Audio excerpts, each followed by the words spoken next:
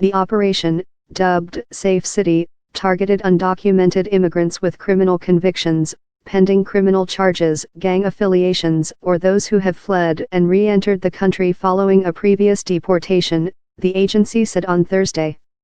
Around one-third of those rounded up had no criminal record. Among those with convictions, driving under the influence was the most common crime. The raids were carried out in jurisdictions that don't fully comply with ICE efforts to enforce immigration laws, including Baltimore, the Chicago area, Denver, Los Angeles, New York, Philadelphia, Portland, parts of Massachusetts and Washington, D.C. Sanctuary jurisdictions that do not honor detainers or allow us access to jails and prisons are shielding criminal aliens from immigration enforcement and creating a magnet for illegal immigration, said ICE Acting Director Tom Homan. As a result, ICE is forced to dedicate more resources to conduct at-large arrests in these communities. ICE's goal is to build cooperative, respectful relationships with our law enforcement partners to help prevent dangerous criminal aliens from being released back onto the streets, Homan added.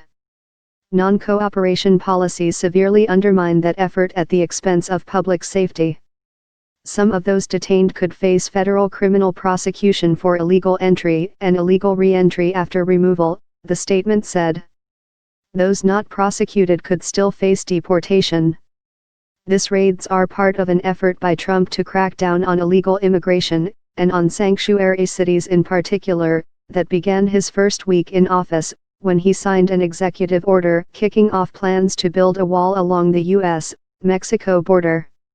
A second order, which threatened to withhold federal funding for sanctuary cities, was later blocked in federal court. In Trump's first 100 days in office, ICE arrested nearly 40% more people than during the same period the previous year.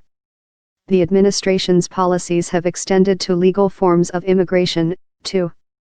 Over the summer, Trump threw his support behind the RAISE Act, which would reduce the number of green cards given out annually and scale back the refugee resettlement program.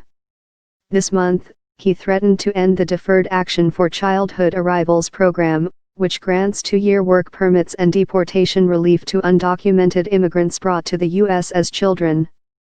And last week, the Department of Homeland Security quietly announced its intention to monitor the social media handles and search histories of immigrants, including naturalized U.S. citizens and permanent residents.